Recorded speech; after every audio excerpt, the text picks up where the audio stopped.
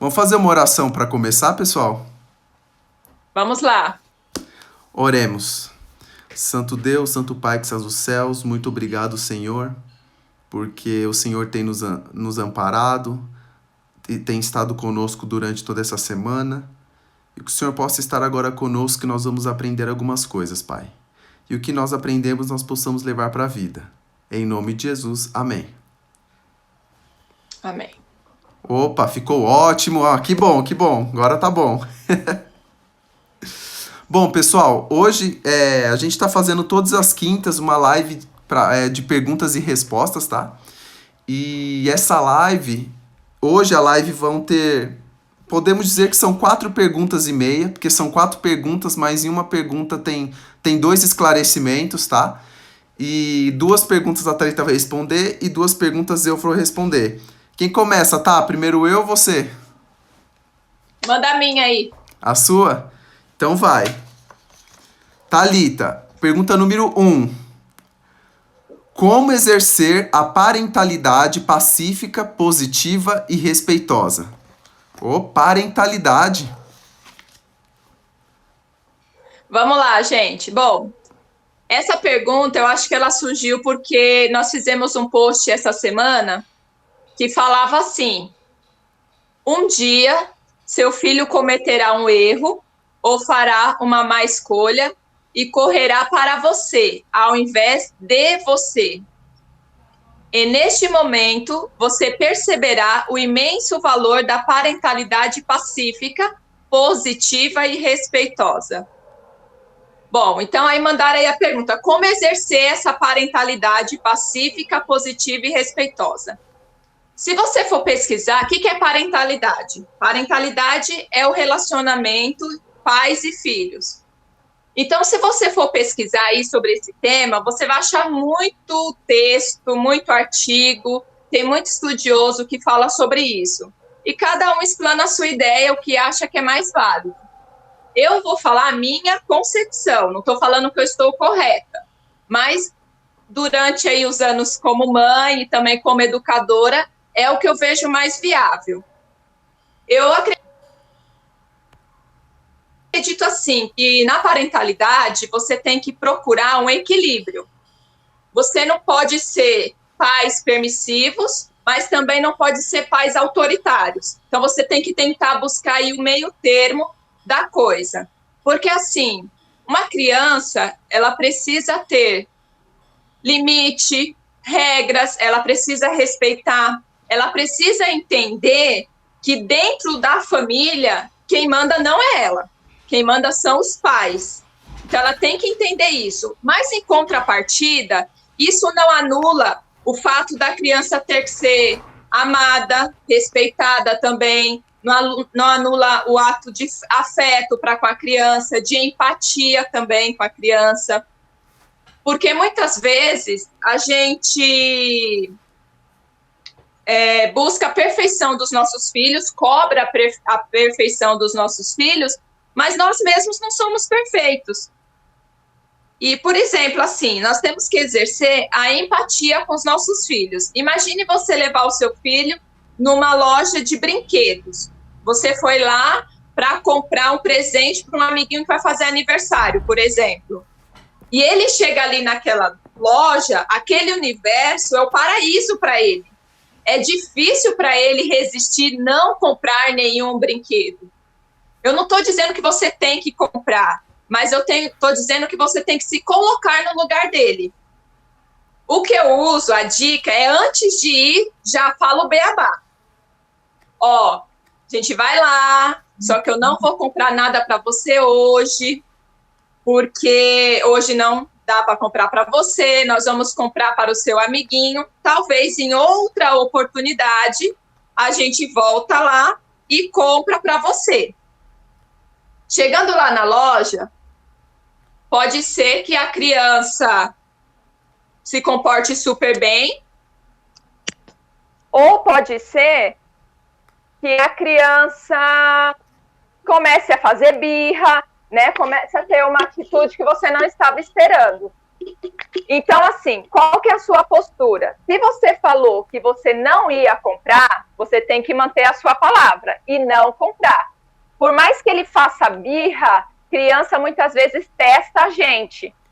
Então, não compre. Se você conversou com ele e falou que não ia comprar, então mantenha a sua palavra.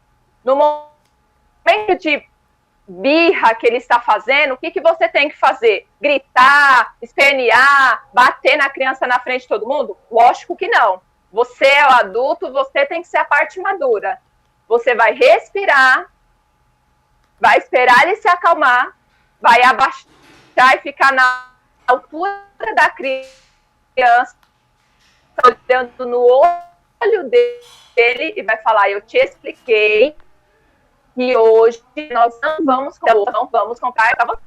A criança, ela vai entender com essa atitude que quem manda ali é a mãe ou o pai, são os pais, e não ela. Não porque ela fez um teatro ali, um chilique, porque criança faz birra mesmo muitas vezes, e a mãe vai ceder. Se você ceder, ele vai entender o quê?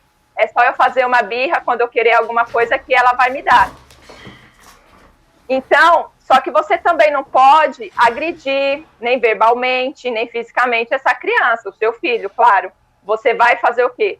Manter a calma e conversar com ele e manter a sua palavra, né? Uma coisa importante também é que a criança, ela precisa se sentir amada, ela precisa se sentir respeitada, segura, acolhida dentro da família dela. Ela tem que sentir que ela faz parte daquela família. Algo legal que pode acontecer é os pais pedirem a opinião da criança, porque muitas vezes a criança não decide nada, né? Às vezes ela nem sabe do que está acontecendo. Então envolva ela em algumas situações. Quando a família vai fazer um tipo de programa, pergunte para ela qual a opinião dela, se ela acha assim, se ela acha assado. Isso faz com que a criança se sinta parte da família e traz segurança para ela. Outra coisa importante é a gente, como pais, a gente respeitar os sentimentos da criança. Porque muitas vezes você vê uma criança chorando, o seu filho, por exemplo, e você fala assim: ai, para de chorar, você não está de bobeira, para com isso, menino.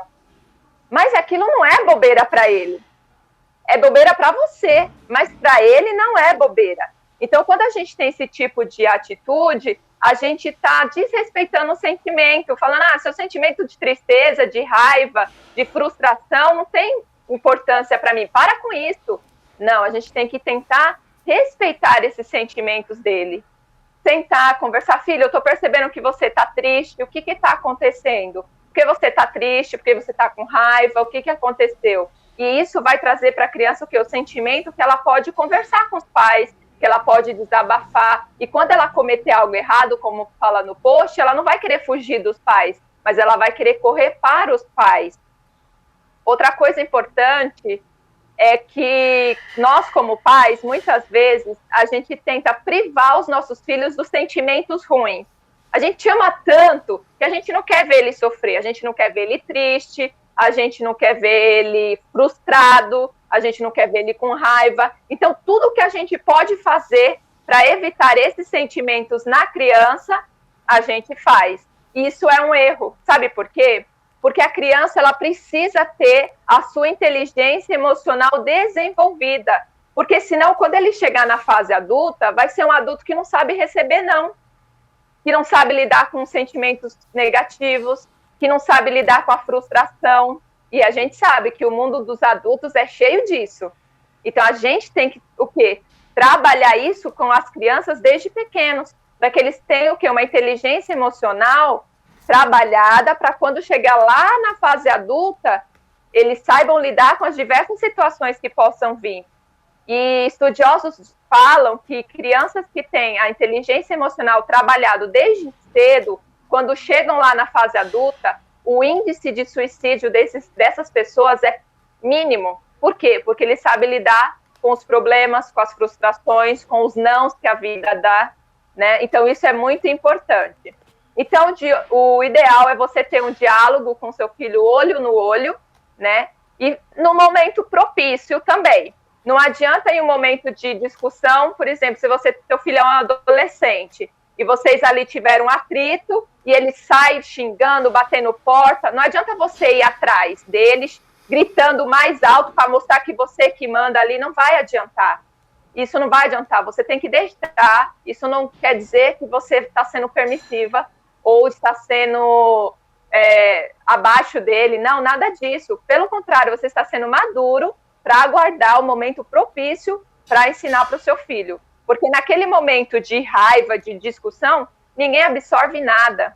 Então, no momento que você vê que ele se acalmou, que a poeira baixou, você vai chegar e você vai se impor. Aí você vai mostrar quem tem autoridade, né? Vai conversar, você fez tal coisa, eu não gostei, não faça mais isso.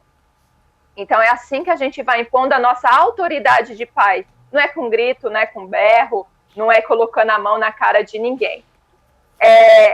Como eu falei, aqui é a minha concepção que eu tenho pelo tempo de mãe e também pelo tempo de educadora, que eu vejo muita coisa também nas crianças em que eu trabalho no colégio. Mas assim, não tem um manual, não tem uma regra, é assim, faz assim. Porque muitas vezes dá certo na minha casa, mas não vai dar na sua, porque o meu filho tem uma personalidade e o seu tem outra. Então, assim, são dicas e você vai ter que adaptar à sua família.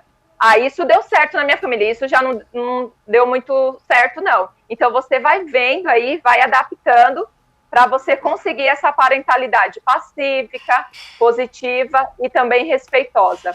Outra coisa legal é que as crianças, eles aprendem com o exemplo. Então, assim, não adianta você, pai, falar, mas o seu exemplo de vida não condiz com o que você fala. As crianças não aprendem com palavras, eles aprendem com exemplo. E é isso que a gente tem que passar para o nosso filho, o exemplo. Não cobre do seu filho o que você também não faz. Você tem que dar o exemplo. Agora sim, quando o seu filho fizer algo errado, como fala no post, e ele vir até você, não quer dizer que você vai passar a mão na cabeça dele. Isso não é parentalidade pacífica, positiva e respeitosa, não. Não é passar a mão na cabeça, é você apoiar ele, mas deixar claro para ele que ele vai ter que sofrer as consequências do ato que ele cometeu, seja qual for. E você vai estar ali do lado dele para ajudar ele, no que ele precisar. Aí sim, isso é apoiar quando o filho, a criança, o adolescente e tal, faz algo que não é bacana. Para a gente encerrar aqui essa parte dessa pergunta, falando sobre exemplo, uns 4 ou 5 anos atrás, aconteceu um episódio bem legal no colégio. Saiu na moda aí um aplicativo, eu não lembro o nome agora, que as pessoas faziam, era uma rede social, e as pessoas faziam postagens, e as postagens eram anônimas. Ninguém sabia quem tinha postado. E com isso, adolescente é fogo, gente. Eles já levaram para o lado do bullying, né, da maldade. E aí eles começaram a postar coisas falando dos colegas, denigrindo a imagem dos colegas e também alguns professores. E aí um aluno fez isso, colocou uma postagem lá falando sobre um professor. Só que era anônima, ninguém sabia que era ele que tinha postado. A gente, né, sabia da postagem, mas não sabia o autor. E eu achei maravilhoso, eu achei sensacional a atitude que a mãe desse aluno teve. Eu não sei como ela descobriu que ele tinha feito a postagem. Não sei como ela descobriu. Mas o fato é que ela, quando descobriu, ela poderia muito bem ter chamado a atenção dele, conversado com ele, mandado ele não fazer mais aquilo, orientado ele a não fazer mais aquilo, e tudo bem, ninguém sabia que era ele. Sabe o que a mãe fez? Fez ele ir até o professor, que ele tinha feito a postagem lá falando mal, pedir desculpa, se identificar como autor da postagem e pedir desculpa para o professor. Eu achei isso sensacional, porque olha o aprendizado que esse adolescente, ele tinha uns 14 anos na época, teve com a mãe dele. Ela poderia apenas corrigi-lo e ficava tudo abafado. Ninguém sabia que era ele. Agora ela fez ele até a pessoa que ele tinha agredido anonimamente e pedir desculpa pelo ato que ele tinha cometido. Eu achei de uma grandeza a atitude dessa mãe sem tamanho. Então, assim, é o exemplo, gente. Você tem que dar o exemplo, porque os nossos filhos espelham na gente e se a gente não dá o exemplo, vai ficar muito difícil só com as palavras. Então, para exercer a parentalidade pacífica, positiva e respeitosa, trate o seu filho com amor, com afeto, com respeito, com empatia, mas que ele tenha na mente dele bem claro que dentro da família, você e o pai, né, a mãe e o pai é que são a autoridade, tá bom? Fiquem com Deus aí. Agora a gente vai para outra pergunta sobre finanças. Só rapidinho aqui, Thalita. Deixa eu ver alguns comentários aqui. A Bigu comentou o seguinte: a empatia é realmente importante. A criança não sabe lidar com as emoções. Nós, como adultos, devemos ajudá-los e ensiná-los, mas isso só pode ser feito se estivermos dispostos a entender o sentimento. É isso aí, né, Thalita? Exatamente, porque muitas vezes a gente não entende o sentimento da criança. A criança está chorando e a gente acha que o motivo dela estar triste, chorando, enfim, é uma bobeira. Está chorando porque você perdeu o lápis de cor. Ai, sabe? Então, assim, que bobeira, para com isso, menino, para de chorar por causa disso. Mas para ele aquilo tem um significado. Então, quando você fala para com bobeira, você está falando para ele, ó, filho, os seus sentimentos, ó, não importa para mim. Então, é isso que a criança absorve. Então, é exatamente o que a Natália colocou aí. Nós temos que estar dispostos a entender esses sentimentos. Lembrando, como ela falou, que nós somos os adultos. Então, nós temos que ter maturidade para isso e passar isso para a criança. Fechou, isso aí. Próxima pergunta. Vamos lá, sobre finanças. Fundo de emergência. Eu junto um montante para poder aplicar ou eu posso ir aplicando aos poucos? Entendi. Vamos lá, fundo de emergência. Dando até uma revisãozinha que a gente falou na live passada, o que é o fundo de emergência? O próprio nome já fala. É um dinheiro que você tem que guardar caso aconteça alguma emergência. Caso você perca o emprego, ou caso venha alguma pandemia dessa que você é suspenso do seu emprego, alguma coisa assim. Então, você guarda 6% não, desculpa, 6 vezes o seu custo fixo, para que quando aconteça algum tipo de dor de barriga, podemos dizer assim, você possa estar amparado com dinheiro para poder usar, tá bom? Mas eu já expliquei isso semana passada, mas me fizeram essa pergunta, eu achei bem legal, porque semana passada eu não falei isso. Tá bom, Rob, eu já sei, vamos supor que meu custo fixo é R$3.000. Então, meu fundo de emergência vai ser R$3.000 vezes 6, que dá R$18.000. Então, para eu investir meu fundo de emergência na renda fixa, eu espero juntar os R$18.000 para pôr na renda fixa lá, ou eu já posso ir colocando todo mês até juntar os R$18.000? É essa a pergunta. Então, a resposta é simples. Você não precisa juntar os R$18.000 na conta corrente ou na poupança, entendeu? Você pode facilmente ir colocando todo mês o dinheirinho que você for investir no fundo de emergência. Você pode já investir na renda fixa. Eu aconselho o Tesouro Direto Selic, tá bom? Você já pode investir. Investir nesse dinheiro, o dinheiro vai trabalhar por você. Então, ele vai render todo mês um pouquinho e vai te ajudar a chegar nesses montantes dos R$18.000, se por acaso o seu custo fixo for R$3.000. Então, inclusive, tem até em relação a isso, tem até no Tesouro Direto, só para vocês ficarem sabendo, antes, para você aplicar no Tesouro Direto, você tinha que abrir uma conta numa corretora. Os bancos faziam isso? Faziam, e fazem até hoje. Porém, os bancos, eles cobravam uma taxa administrativa, que as corretoras não cobram, entende? Então, compensa muito mais você colocar na corretora do que no banco. Porém, atualmente, eu vi isso hoje, eu posso falar do meu banco, Itaú. Ele já fez ele já não está cobrando mais taxa administrativa para Tesouro Direto, tá bom? Eu acredito, como os bancos são todos, entre aspas, não são concorrentes, são parceiros, eu acredito que os outros também devem ter colocado, Bradesco, Santander, mas o Itaú é certeza, não cobra mais taxa administrativa. Então, se você tem conta no Itaú, você já pode investir no Tesouro Direto pelo seu banco sem cobrar taxa administrativa. E você pode até agendar, sabia? Você coloca lá que, vamos supor que você recebe no dia 5. Você tem como agendar assim, todo dia 7 de todo mês eu quero que você pega X da minha conta e coloca no Tesouro Direto.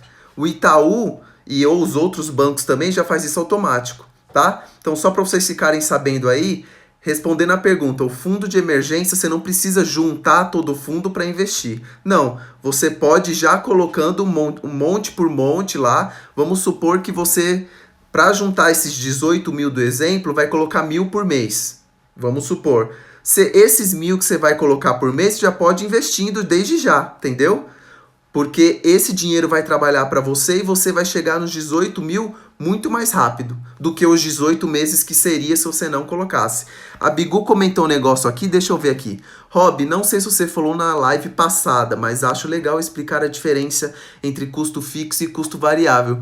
Eu expliquei, Bigu, mas só para dar uma relembrada para quem não estava na live passada, que é o caso da Bigu, não sei se tem mais alguém aqui que não estava.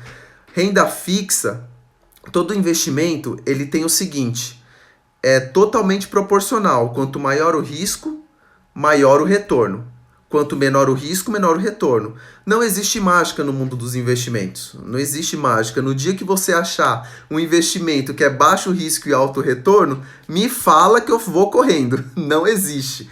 Então, assim, o que acontece? A renda fixa, ela é um investimento de baixíssimo risco, mas também não tem um retorno tão alto. Ah, Rob, se não tem um retorno alto, então para mim não adianta de nada, então não vou investir. Não. Todo investimento, tanto renda fixa quanto variável, tem a sua particularidade, tem a sua vantagem. A renda fixa, para você guardar reserva de emergência, ela é muito boa.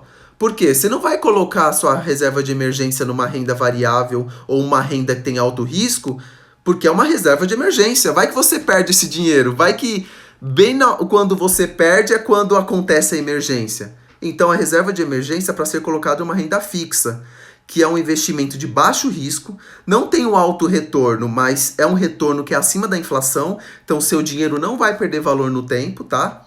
É lógico, se você colocar na poupança, que eu já falei semana passada, eu não chamo a poupança de investimento. Tô sendo bem sincero. Então, se você colocar na poupança, seu dinheiro vai perder valor no tempo, porque a poupança ela rende menos que a inflação. Mas se você colocar no Tesouro Direto, o exemplo Selic, Tesouro Direto Selic que está 2,25, e a inflação dos últimos 12 meses está mais ou menos 1,80, então pode ser que você ganhe da inflação. Tem outros tesouros direto também que chega numa rentabilidade até 6%.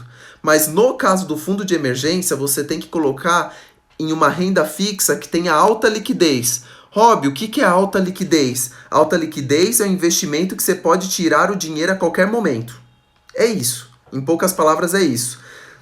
Se você colocar em um investimento que tem baixa liquidez, não quer dizer que eles vão impedir de você tirar o dinheiro. Mas se você tirar o dinheiro fora de época, pode ser que você perca dinheiro em vez de ganhar. Então, um fundo de emergência ele tem que ser investido num investimento de renda fixa, que tenha baixo risco e que tenha alta liquidez. Se der a dor de barriga hoje, você tem que poder tirar o dinheiro hoje, entendeu? Não daqui 30 dias. Talvez daqui 30 dias a Inês já morreu. Entende? Então é exatamente isso, tá? Respondendo agora, eu gosto de, sempre no fim que eu explico, responder em poucas palavras a pergunta, tá? Fundo de emergência, eu junto o montante para poder aplicar ou aplico aos poucos? Pode aplicar aos poucos, tá? Você faz uma conta na corretora ou você aplica no seu banco se ele não tiver taxa administrativa e vai aplicando aos poucos, tá bom? Até chegar no montante que você precisa de ter no fundo de emergência. Prontinho, Thalita? Seja bem-vindo, eu vi que mais pessoas entraram aqui, tá? Obrigado aí pelo comentário, Bigu. Entrou o Silvio, seja bem-vindo, Silvio, seja bem-vindo, Elaine, Natália e a Keila. Sejam muito bem-vindos à nossa live, tá bom? Nós vamos agora para a terceira pergunta, tá? Lembrando, se você perder um pouquinho dessa live, você que entrou, fique tranquilo que essa live, assim que acabar, ela vai estar disponível no IGTV, tá bom? Mas é muito legal que vocês participem conosco aqui, ao vivo, porque tem aquela interação, não tem coisa melhor, né? Vamos lá. Segunda pergunta, Thalita. A terceira pergunta da live e a segunda para você. Como agir quando seu esposo já tem filhos de outros relacionamentos? Ou seja, vamos supor que você casa com com um homem ou um homem casa com uma mulher que ela já tem filho de outros relacionamentos. Como eu devo agir? Estão me ouvindo? Eu tô ouvindo, não sei, o pessoal tá bom. ouvindo? Eu vi que tinha um comentário falando que o meu áudio estava ruim. Bom, antes de eu responder essa pergunta, eu vou só ler aqui um comentário da Bigu, que eu achei bem legal sobre a pergunta que o Rob falou. Tesouro Direto está permitindo aplicação fracionada. É possível comprar frações no Tesouro Direto a partir de R$30. Uma informação bacana aí. Tá, o pessoal falou que acho que o áudio tá legal, tá mandando aí, legal. Então vamos lá. Segunda pergunta, como que eu tenho que agir quando o meu esposo ou a minha esposa já tem filhos de outro relacionamento? Então vamos lá, gente, essa questão, ela requer muita maturidade. Primeiro, quando você começou a se relacionar com essa pessoa, ele já tinha o filho. Então, assim, não tem como você fazer de conta que não tem uma criança na jogada. Então, assim, não tem como você tentar fazer com que isso não vai influenciar no seu relacionamento, porque vai. Porque é uma pessoa, é um ser humano, e você não tem o direito de tentar anular a paternidade ou a maternidade daquela pessoa.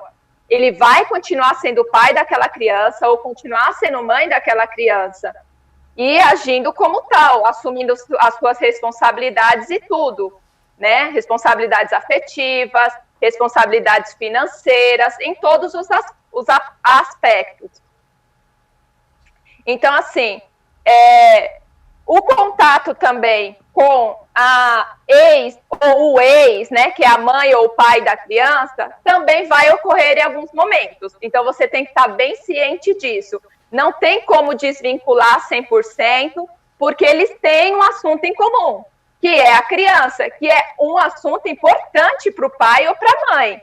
Então, em alguns momentos ali, ele vai entrar em contato para tratar assuntos pertinentes à criança. Então, você tem que ter consciência e maturidade para aceitar isso.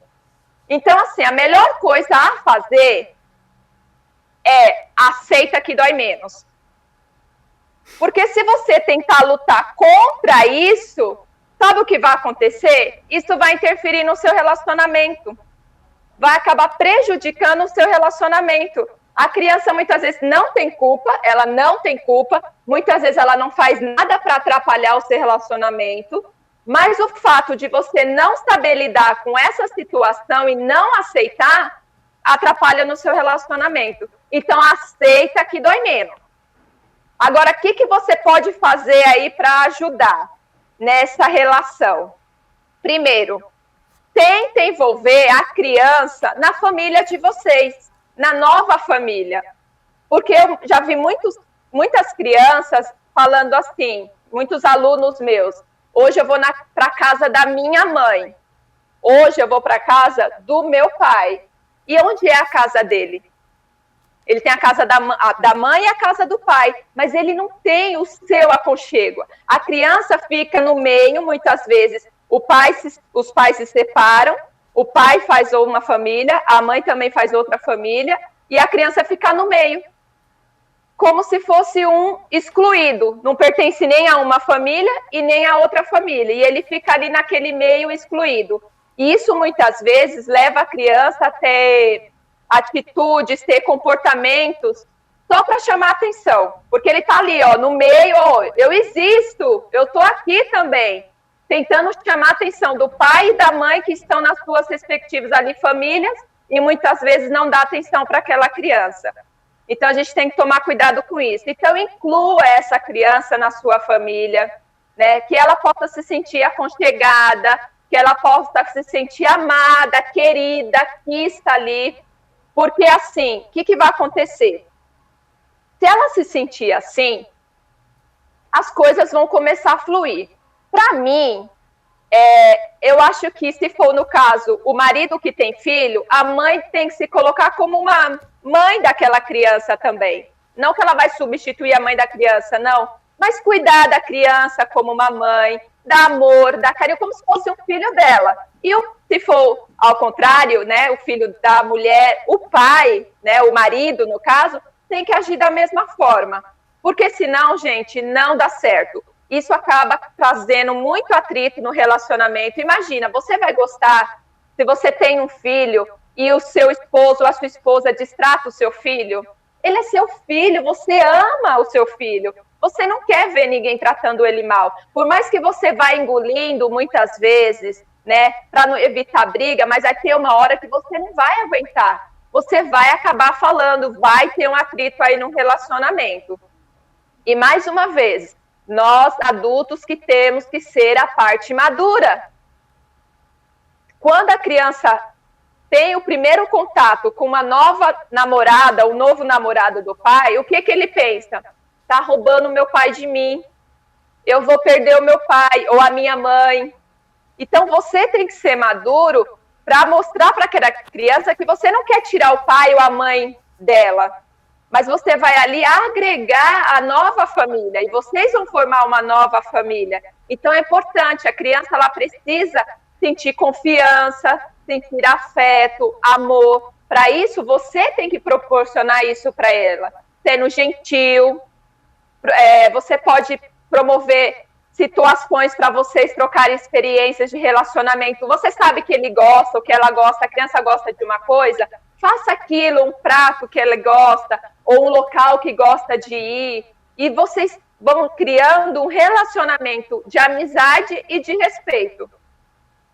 Porque assim, quando é adolescente, eu acredito que é um pouco mais difícil, que a adolescente já está numa fase meio difícil mesmo, que as emoções estão lá, né, no auge. Mas você tem que respirar fundo. E por mais que muitas vezes eu faço tudo isso aí, ó, e não resolve nada, você está fazendo a sua parte. Você não tem que se deixar levar pelas atitudes da criança ou do adolescente. Você é o adulto, você tem que se manter firme ali, fazendo o que é correto. Entendeu? E água mole e pedra dura, tanto bate até que fura. E se não furar, pode ter certeza que não vai ser em vão. Sabe por quê? Com certeza o seu esposo ou a sua esposa, que é pai ou mãe daquela criança, tá vendo o seu, sabe, esforço de lidar bem com aquela criança. Então, com certeza, ele vai ficar feliz, ele vai admirar a sua atitude. E como eu falei, gente, aceita que dói menos. É o melhor que tem que fazer. Né? Aceita que as crianças existem, que o seu marido ou a sua esposa já tem filhos e faça por onde vocês viverem de uma forma amigável, porque senão não vai ser legal e isso vai atrapalhar o seu relacionamento. Existem muitos casais que têm filhos de outros relacionamentos e se dão super bem. Então, é possível. Pode ser difícil, porque existem pessoas de várias personalidades e temperamentos? Pode ser difícil, mas não é impossível, não. E tenho certeza que o seu cônjuge vai ficar feliz com a sua atitude de querer envolver, de querer agradar, de querer fazer o melhor pelo filho dele, e isso vai ajudar também no relacionamento de vocês aí. É isso aí. Perfeito. Mais pessoas entraram aqui na nossa live, ó. A Gisele, seja bem-vinda, Gisele. O Clever, meu primo lá da Bahia. Tem gente da Bahia aqui, que é o Clever, a Kelma, a Kessia, a Clésia. Diandra, direto da Bahia também. Seja bem-vinda, Diandra. O Fábio lá do Cachoeirinha, seja bem-vindo, Fábio. Mas vamos lá, para minha pergunta, né? Que agora é a última. Vamos lá, última pergunta da live de hoje. Ó, se a gente não responder, fala, mas eu mandei a pergunta e vocês não responderam. É porque a gente está indo por ordem de chegada. Então, tá na fila para a próxima live, tá bom? Então, vamos lá, Rob. O que compensa mais? Previdência ou tesouro direto? Isso, vamos lá. Tem muita gente que pensa que previdência é um investimento. Na verdade, previdência não é investimento. E quando a pessoa perguntou previdência, ela está falando a previdência privada, tá? Não é essa previdência do INSS que você contribui com 20% do seu salário para o lado do empregado e 8 a 11% do seu lado. Não é essa previdência, previdência privada, que você vai no banco e fala, eu quero fechar um plano de previdência, tá bom? Previdência, eu vou mostrar aqui para vocês que muitas vezes não é um investimento. O Tesouro Direto é um investimento, agora previdência não. Eu estava pesquisando aqui tanto no banco, e para você ter uma noção, tem alguns PGBLs, que é Previdência Privada, que esse ano, sabe quanto ele rendeu esse ano? Até agora, de janeiro até agora, final de junho. Ele rendeu 0,45. É muito pouco. Se você colocar mais ou menos a mesma coisa para o fim do ano, ele vai render até o fim do ano, em média, 1%. Até a poupança, que eu xingo tanto, não rende, rende mais que isso. Rende mais que isso, até a poupança. E o pior ainda, para piorar a situação, a previdência privada ela tem uma taxa administrativa, tem alguns bancos de 1,5%, outros de 1,75% ao ano. Entende? Então, assim, esse ano, especificamente esse ano, se até o final do ano tiver 1% de rendimento, já que o banco pega 1,5%, lógico que você não sai perdendo, mas o banco vai pegar todo o seu rendimento e seu dinheiro não vai render nada. Então, respondendo a pergunta, o que é melhor, Tesouro Direto ou Previdência Privada? Com certeza o Tesouro Direto, o mais simples que for, que é a taxa, que é o Selic. O Tesouro Direto Selic é muito melhor que a Previdência Privada. Pessoal, vou dar um conselho para vocês. Se tem algum bancário aqui, me desculpa, eu sei que a Bigu já foi, mas não é mais. Não caem nos produtos do banco. O banco, e não tá errado, é o negócio deles, tá? Não tô falando que o banco é do mal, não tô falando isso, mas é o negócio deles. O banco ganha em cima de spread, o banco ganha em cima de taxas, entende? Então ele vai cobrar taxa naquilo que ele puder. Então, assim, cuidado quando vocês fecharem um produto do banco achando que está fazendo investimento e na verdade não está fazendo investimento nenhum. Ou está fazendo investimento, mas teria muitos outros investimentos melhores. Entende? Que nem, vou dar um exemplo, o Tesouro Direto, ele está rendendo 2,25 ao ano mais 0,03, dá 2,28 ao ano. Porém, o Tesouro Direto tem IR. Dependendo de quando você tira, o IR é maior ou menor. Vamos pôr a média aí, uns 15%. Então, o Tesouro Direto está rendendo mais ou menos 1,9% ao ano. Mais ou menos o Tesouro Direto está rendendo, tá? A Previdência Privada, essa aqui que eu li para vocês, ele não vai render nada esse ano. Literalmente nada. É como se você deixasse seu dinheiro na conta corrente lá, um exemplo. Tá perdendo para a inflação, não tá rendendo nada. Então, respondendo a pergunta, qual é o melhor? Melhor é Tesouro Direto, porque plano de previdência, assim, pode ser que eu esteja errado, pode ser que exista um aí extraordinário, mas todos que eu vi até hoje não compensa investir. Renda fixa, pessoal, a não ser algumas coisas mais complexas, como fundos imobiliários, eu vou gravar um vídeo para vocês que fala mitos sobre finanças. Compensa comprar a casa e pôr para alugar? Compensa? Eu vou mostrar para vocês que não, porque existe um investimento chamado fundo imobiliário, que é como se você tivesse uma casa, mas não tem, e você recebe aluguel sem você ter casa. Entende? Você não tem dor de cabeça com inquilino, não tem nada. Não precisa pagar a taxa imobiliária e você ganha o aluguel da mesma forma. Então, assim, renda fixa, assim, mais conhecido, mais fácil de investir, é o Tesouro Direto, pessoal. Tesouro Direto, tá bom? E o que a Bigu falou é super, super legal. A partir de... Agora aumentou um pouquinho, tá? Não é mais R$30. Hoje tá R$106. A partir de R$106, você já pode investir no Tesouro Direto. Por quê? Porque um título do Tesouro Direto, ele é R$10.600. E eles podem dividir esse título por 100. Entende? Então, a partir de R$106, você já pode investir no Tesouro Direto. Não é muito dinheiro, entende?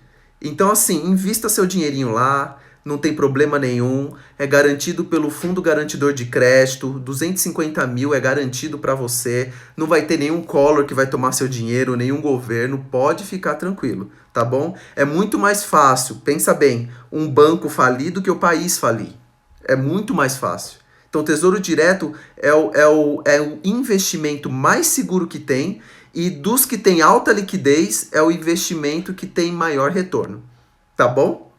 Valeu, pessoal.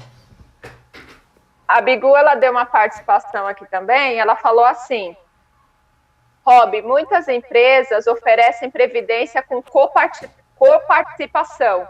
Nesses casos, vale muito a pena. É importante nos informarmos como colaboradores. Perfeito, perfeito. Se você trabalha numa empresa e a empresa ela dá esse benefício para você como coparticipação, o que é coparticipação? É quando ela, entre aspas, paga uma parte para você. Então, vou dar um exemplo. Vamos supor que sua previdência é R$2.000 por mês. Um exemplo assim, bem genérico, é R$2.000 por mês. Você paga 1.000, a empresa paga 1.000, mas você vai ter o retorno dos 2.000. Então aí, com certeza, compensa muito. Se você trabalhar numa empresa que tem uma previdência por coparticipação, compensa muito, com certeza. Mas se você vai aderir uma previdência sozinho, sem nenhum tipo de coparticipação, eu não recomendo, tá? É o que eu falei, pode ser que nesse mundão todo exista uma previdência que vale a pena. Eu nunca achei, a não ser essas de coparticipação, tá bom? É isso aí, Bigu, obrigado por informar que eu tinha esquecido de dar esse detalhe de coparticipação. E é legal que ela colocou que é importante a gente, como colaborador, se informar, porque muitas vezes a empresa não divulga. Sim. Então, você às vezes tem esse benefício e você não sabe, né? Você poderia ter esse benefício aí dessa previdência com coparticipação. Então, se informe. Às vezes, da empresa que você trabalha tem esse tipo de benefício e você não sabe, né? Sim. Pessoal, qualquer benefício que tenha coparticipação, não só previdência, todos compensam. Vou dar um exemplo. Você trabalha numa empresa, o convênio compensa. O seu convênio é R$300, quanto você paga? 50, R$100? O resto a empresa paga, compensa, entendeu? Então, e também previdência privada compensa, por coparticipação compensa muito. Tem mais alguma pergunta, Thalito? Acabou as de hoje? Só tem 9 minutos para acabar a live, né? Na verdade tem perguntas, como eu falei, algumas chegaram hoje, mas não dá tempo de responder. Então, para a gente não ter que responder correndo e não responder bem feito, né? A gente vai deixar para a próxima live e aí a gente vai explanar alguns assuntos. Aí, eu posso dar um spoiler de uma pergunta que vai ter na próxima live? Pode dar um spoiler, Thalita. Uma pergunta que eu achei bem interessante.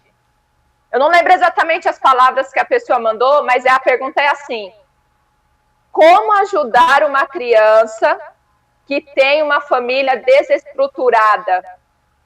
Às vezes a família da criança é toda desestruturada, o pai, a mãe, os irmãos, e você, né, às vezes você é até família mesmo ali, ou você é amigo da família, e você quer ajudar essa criança de alguma forma. Como fazer isso? Próxima live a gente vai responder. É isso aí, pessoal. Muito obrigado pela presença de vocês, tá? A gente fica muito feliz quando... toda quinta-feira a gente fica muito feliz que a gente aprende junto com vocês. Acho muito legal que vocês interagem muito. Muito obrigado mesmo aí. A Natália que falou, trabalho com convênios e é o mais escolhido hoje. Isso aí, coparticipação, com certeza é um dos mais escolhidos, sim. Por um motivo óbvio que a empresa ela paga uma parte, né? E até a próxima live, pessoal. Vocês não perdem por esperar. Vão ter algumas perguntas na próxima live muito boas sobre essa. Vão ter perguntas também de finanças. Vai ter uma pergunta mais teológica, que eu não vou falar para vocês. Uma pergunta bem teológica para explanar com vocês, tá bom? E muito obrigado e até a próxima. Vamos fazer uma oração para terminar? Faz oração, Thalita, para a gente terminar. Gente, também quero agradecer muito a presença de vocês, todos que entraram, que assistiram, que interagiram, que contribuíram. Nós estamos aprendendo e crescendo juntos. E esse é o nosso objetivo, que nós possamos a cada dia subir aí um degrau e avançar, tá bom? Muito obrigado mesmo. Vamos orar para a gente estar encerrando. Passa muito rápido, Nath, é verdade. Passa rapidinho. Mas quinta-feira tem mais, hein? A gente espera vocês, hein? Vamos orar então. Querido Deus, obrigada, Senhor, pelos momentos que passamos aqui, pelo momento de aprendizado.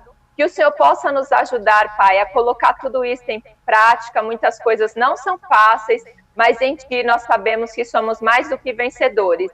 Então nos ajude, Senhor, a cada dia subir um degrau dessa escada da vida e evoluir cada vez mais.